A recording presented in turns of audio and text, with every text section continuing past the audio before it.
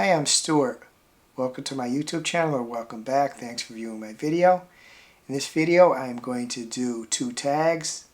They are the in and out tag and the Booktube fan behavior tag. I'm first going to do the in and out tag. Pat at Book Chat with Pat 8668 tagged me. Reney at Beyond Books did this tag per Pat. The in and out book tag. This original tag was created about 5 years ago by Rick McDonald, and it has recently been revived. The tag asks us to consider several bookish features and classic tropes in literature and to make a snap decision whether we're in with it, that is we like it, or out with it, that is we don't like it. There are 27 prompts in this tag. Now, I did not come up with my answers before I'm recording this. However, I did watch the two videos I mentioned, so I'm not totally unaware of these questions. And as I formatted the outline that I did for this video, I did see them too. The first prompt is reading the last page first. The answer is no. I do not want to know how a book ends. I don't want to know that until I reach the last page. When I look at the last page to try to determine the total number of pages in the books, I do my best to not see anything else besides that page number. The second prompt is enemies to lovers. I do like that trope, although it's not always truly enemies. It's sometimes more people have disagreement, but I do like the trope. The third prompt is dream sequences. I guess I'm going to give a slight no to this one. Sometimes dream sequences are used that it's unclear whether they're actually dream sequences, or they can be used to fool somebody.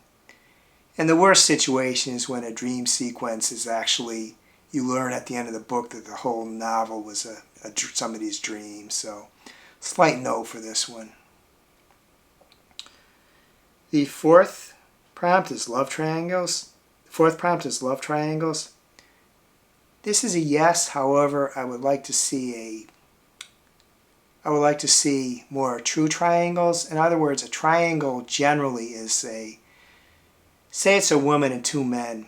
So the two men are interested in the woman, and the woman is going to pick one of the men. I would like to see one where the two men were also interested in each other, a true triangle, which isn't something I've seen very much. When you get right down to it, most love triangles are more like a V, really. The fifth prompt is cracked spines. That's a no. I'm kind of obsessive about trying to keep my books in good shape. I don't crack them open. I don't lay them flat so the pages open better.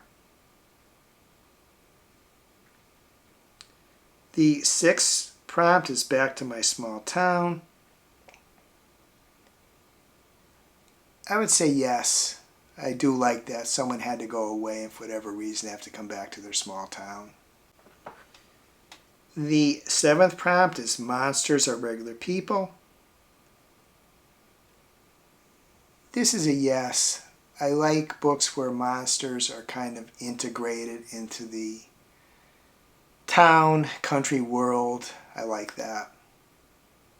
They could just be the neighbors of anyone.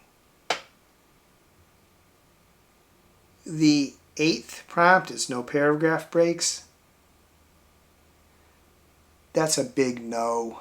I don't know as I recall reading a book like that. Probably have over my long life of reading, but I think that would weary me. Just no breaks. The 9th prompt is multi-generational sagas.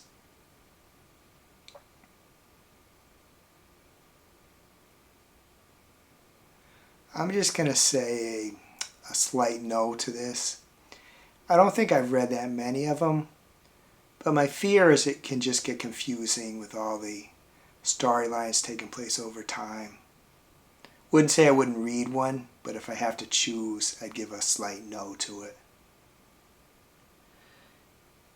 The 10th prompt is rereading. If I have to choose, it's going to be no. I do it some, but I don't do it a lot. Nothing against it really, but it's something if I had to, I could do without. But as I said, it's a no that I do a little of it. I will do it for book clubs. I do occasional rereads. The 11th is artificial intelligence. This is going to be a no. Now, especially, I'm just really thinking of like book creation.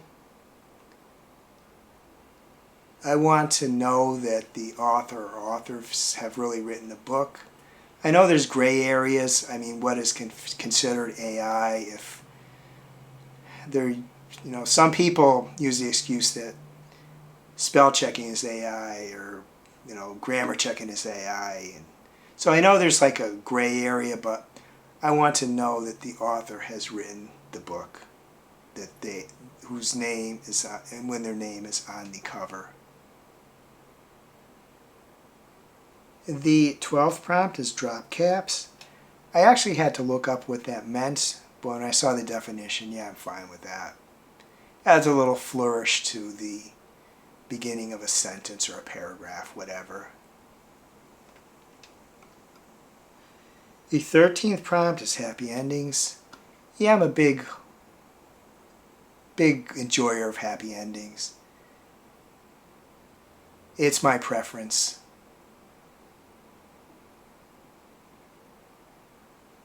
The 14th prompt is plot points that only converge at the end.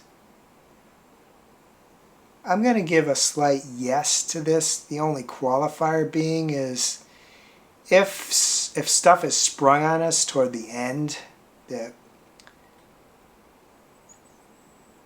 there was none of the text led us to believe it might be there, then I'm going to say no. If it's just done to be like a surprise when we had no reason to suspect it, I don't like that. But I guess I'm going to say that I'm okay with that.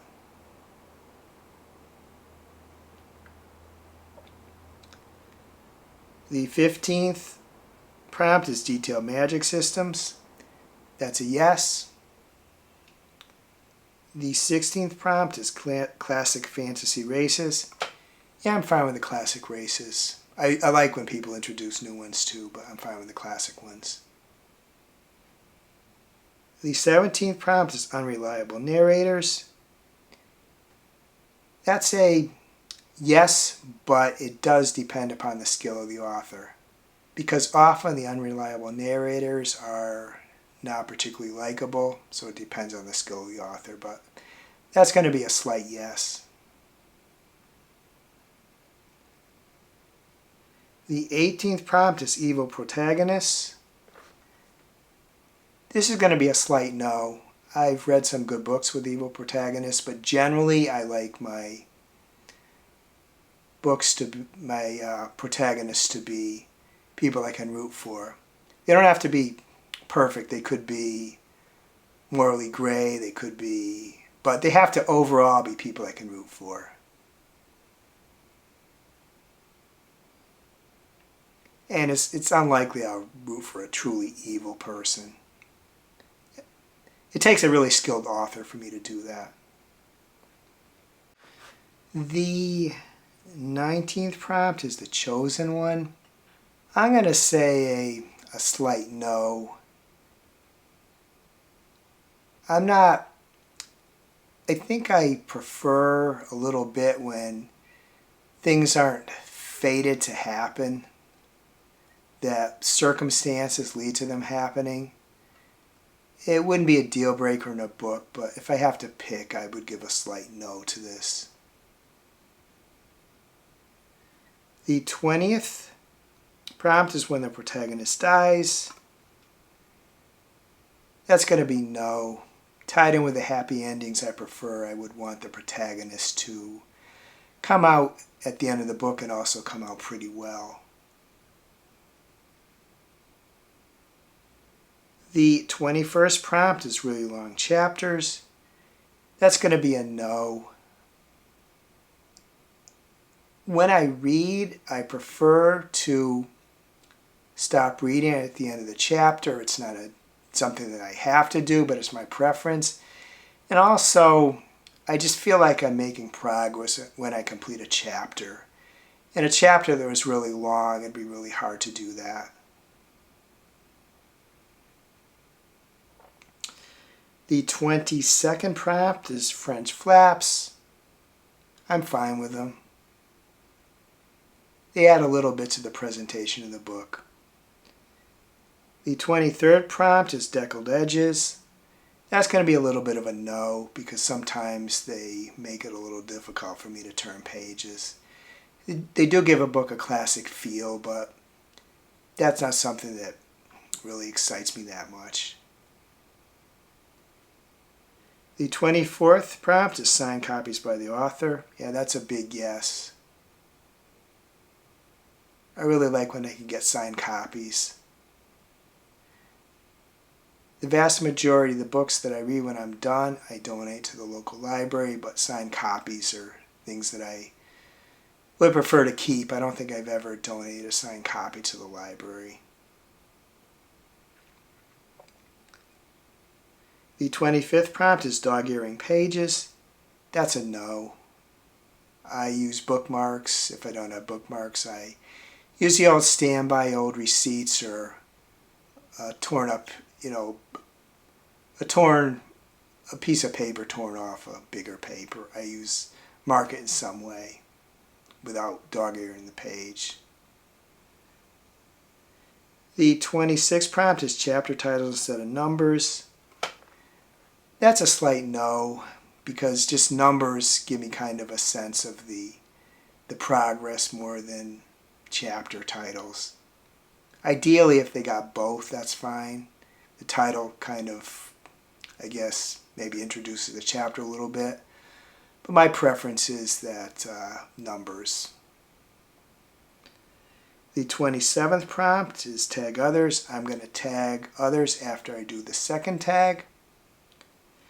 And the second tag is the book fan behavior tag.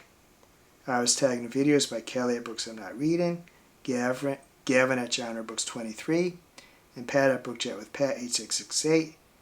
Angelia at Read and Reread did this tag per Kelly. Hello Booktube. Here's a pretty new tag created by Paul at the Accidental Bookseller. I'm so excited to give it a go, although typical me, I break the rules a bit. But please feel free to do this tag if you want to answer any of the questions in the comment section.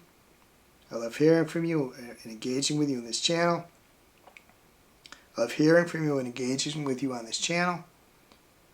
Don't feel comfortable leaving a comment. You can always leave an emoji or give this video a thumbs up. I am so grateful for your part in my bookish community. Prompts. Oh, this is another one I did not do the answers beforehand.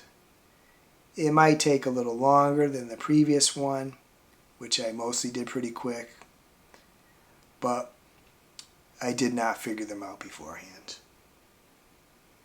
Do you carefully examine the condition of all copies of a book in a bookstore before buying one? I do examine the books. Often if it's in a stack, I generally don't take the top book. I take a book behind, or if it's a bookshelf, if they're lined up so that the title page is facing out, I don't take the first one, I take the one behind, but I do look at them. It's rare that I buy a book that is a little beat up. When I get a new book, I don't want to do that. I do recall one occasion I did that. The book was called Malice. I don't recall the author, but I think it was called Malice. But it was recommended by one of the people there, and I decided to buy that particular one. The second prompt is, if yes, are you brazen about comparing them in front of others, or you wait until it's quieter or other customers have gone? I really wouldn't care if other customers had an issue with that. I honestly never thought of that they might. I don't care. I will compare them. I mean, I'm not looking for minute details exactly, but I don't like, say, an edge is like bent, or there's a crease, or there's like something abraded off. I'll look as I want to look and make a decision. The third prompt is, do you have a special book buying or book carrying bag that you use? I do have book buying bags. Every year Barnes & Noble gives you one if you're a member and you re-up your membership, but I don't bring them with me. When I do buy books at Barnes & Noble, though, I don't typically get a bag. I just carry them out, so it's not like I'm using an extra bag when I could have brought my bag with me. The fourth prompt is, do you have any book reading superstitions? None that I can think of. I will say, though, I did learn not to read the introduction in classic novels. I did read the introduction in one of the books. I can't think of it offhand. I will look it up when I edit this video. It was an Ernest Hemingway book, and the introduction gave a very critical plot point, so I learned the hard way that do not read the introduction in classic books.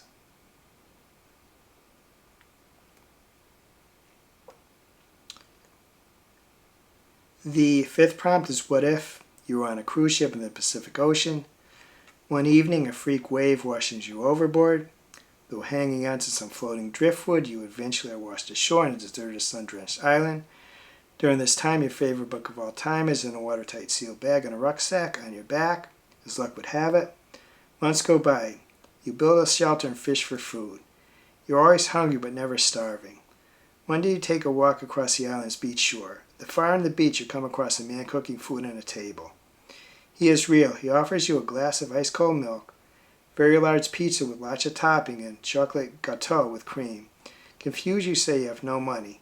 He says it's okay because you have three choices. You can A, give up your all-time favorite book for the meal, and also get one meal a day for the next week, or B, swap your all-time favorite book for 3 books on your TBR, which you can magically produce though you get no food, or 3, walk away, get no food, and keep your favorite book. What do you do?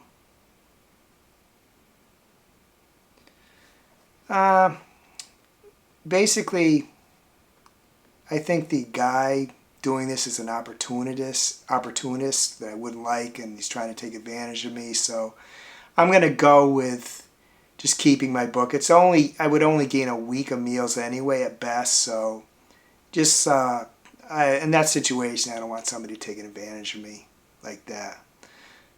And realistically, if he's in that situation, somehow he's close to civilization, so I should be able to find it anyway.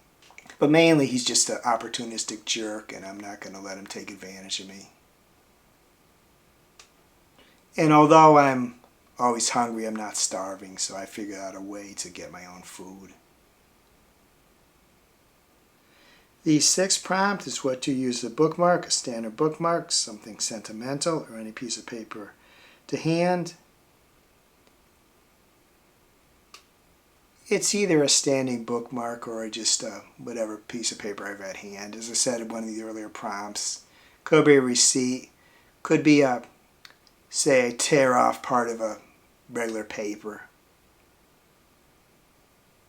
I do have some metal bookmarks people have given me. I haven't yet used those because I get a little concerned that maybe they'll crease the pages a bit, but I could use those too. The seventh prompt is, do you buy more hardbacks or paperbacks, and why? Generally, I buy more paperbacks. I think it's partly just because I see more paperbacks, but I also feel paperbacks are easier to read, and they're also cheaper. If a book I wanted was only in a hardback, I'd buy it. If it was a hardback and a paperback, I would generally buy the paperback. The 8th prompt is if you were to find a secret unpublished sequel manuscript to a famous book, what would it be a sequel to?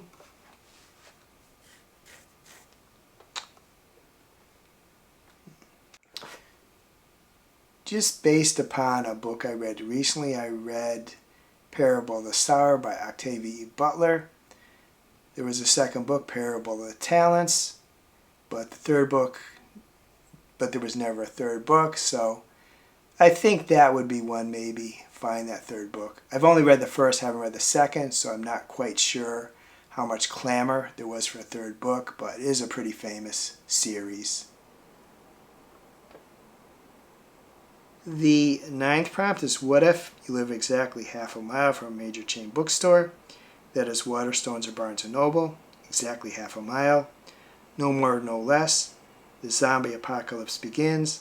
Like all survivors, you raid the supermarkets and pharmacies for lots of food, water, and medication, sufficient to last for months. You're holed up at home in a protected space. You begin to think of the bookshop, which probably won't have been looted, all those thousands of books and series available. Despite your existing book collection, what do? Do you risk it all for hundreds of free new books? If so, how? I don't risk it. Although that's, I guess, a pull, all the books, but there's zombies out there, and I don't know how I'm going to fight them off or going to avoid them or whatever. I'm not very quick at my age, so I'm not going to try for the books. Although somehow I was able to get the supermarket, so it's possibly what I learned going to the supermarkets. I could use that, what I learned, to go to the bookstore, but leaving the house for food is one thing, leaving the house for books is another, as desirable as they are. The 10th prompt is when reading a book, do you just look at the words and read them, or do you use a finger or bookmark underneath the words to track your eye progress? I don't. I just read the words. I don't follow along with my finger or anything else. The 11th prompt is have you personally met any authors, and if so, who? I was going to say no, but the answer is actually yes, because a childhood neighbor and classmate of mine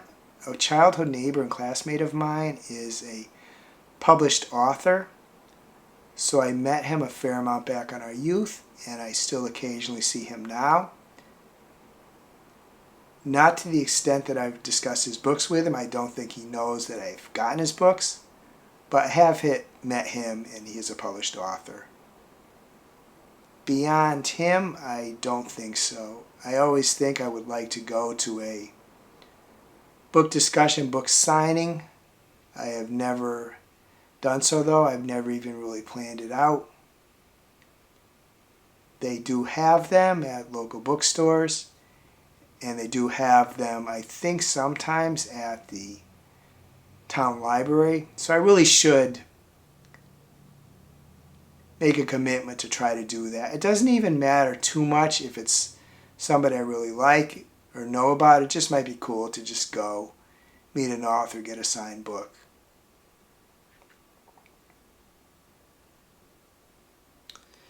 The 12th prompt is, do you have any bookish memorabilia on certain authors or books? I do subscribe to some book boxes, and those come with items beyond the books. And I do sometimes buy, say, from an author website, and those do come with additional items. Here's an example. This was stuff I got as part of a Kickstarter campaign. This was the book, and it came with a t-shirt,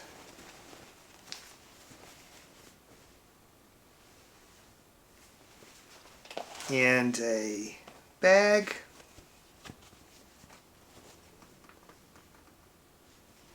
and a art book.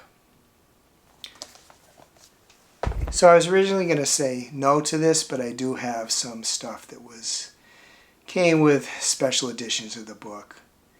when you buy from, say, a Kickstarter campaign, or when you get subscription book boxes, they often come with extra stuff. So I do have some extra stuff.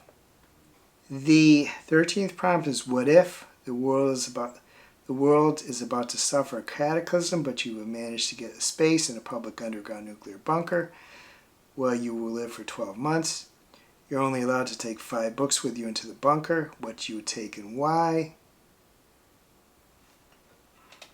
Because of the way this question's worded, I believe that after 12 months, I'll be able to get out of the bunker and the world will be safe again. So I'm not going to suggest 5 books that help me survive situations like that. And I could never pick the 5 best books. That doesn't work for me. So I'm just going to pick 5 that I really like. The first is I Kissed Shara Wheeler by Casey McQuiston. The second is Bunny by Mona Awad. The third is Clowns vs. Spiders by Jeff Strand. The fourth is Natural Beauty by Ling Ling Wang. The fifth is Gorgeous Gruesome Faces by Linda Chang. These are just escapist type books that I think would be good to read and reread. Despite me picking these 5, I might kind of get tired after a year of reading, because in a typical month I often read 4 or 5 books, and because I'm kind of in a situation where I maybe don't have a lot of entertainment, I might get bored, but those are 5 books I'm going to pick. The 14th prompt is, how long ago did you realize your book buying number was much greater than your actual reading number? It's hard to put an exact time on that, but in the latter part of the 2010s, I started to unhaul books, initially with a friend of mine who was helping me to declutter, and then 2021, I started doing the KonMari method and got rid of a lot of books.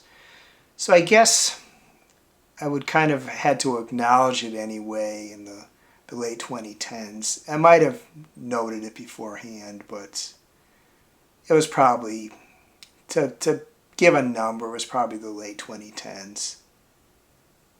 And it wasn't just books. The same thing happened with CDs. I bought way more than I used.